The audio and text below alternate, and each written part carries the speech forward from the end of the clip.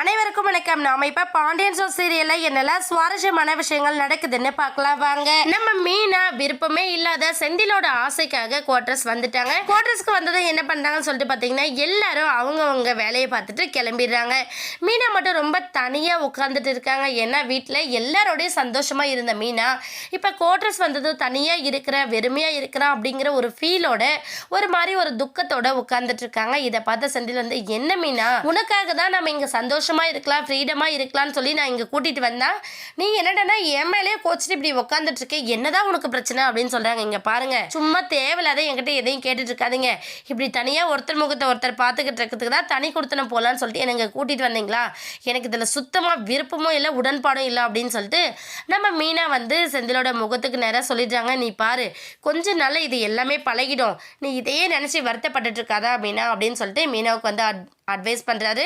ஆறுதலாகவும் நம்ம செந்தில் வந்து இருக்காரு. ஆனால் தனியாக வந்துட்டோம் அப்படிங்கிற ஒரு தலைக்கணம் ரொம்பவே அதிகமாக இருக்குது நம்ம செந்திலுக்கு. இப்போ என்ன பண்ணுறாங்க அப்படின்னு சொல்லிட்டு பார்த்தீங்கன்னா நெக்ஸ்ட் டேக்கு தேவையான ஃபுட் ப்ரிப்பரேஷன் பற்றி ரெண்டு பேரும் டிஸ்கஸ் பண்ணிட்டு இருக்காங்க. அது மட்டும் இல்லாமல் அந்த டைமிங்கில் செந்தில் வந்து வீட்டுக்கு என்னென்னலாம் திங்ஸ் வாங்கணும் அப்படிங்கிறத வந்து கால்குலேஷன் பண்ணிட்டு இருக்காரு.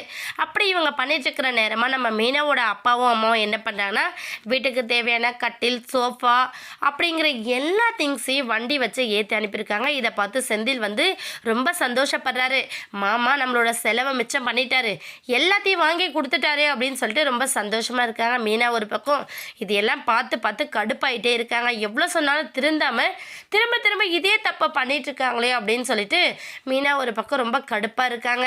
கடுப்பா இருக்கிறத தாண்டி வேற ஏதாச்சும் செலவுக்குன்னு செந்தில் ₹1 கேட்டால் கூட கொடுக்குற ஒரு மனசு இல்லாத நிலையில நம்ம மீனா இருக்காங்க. ஏன்னா அவங்களோட மனசு தனியாக வந்ததுனால அந்த அளவுக்கு பாதிக்கப்பட்டிருக்காங்க.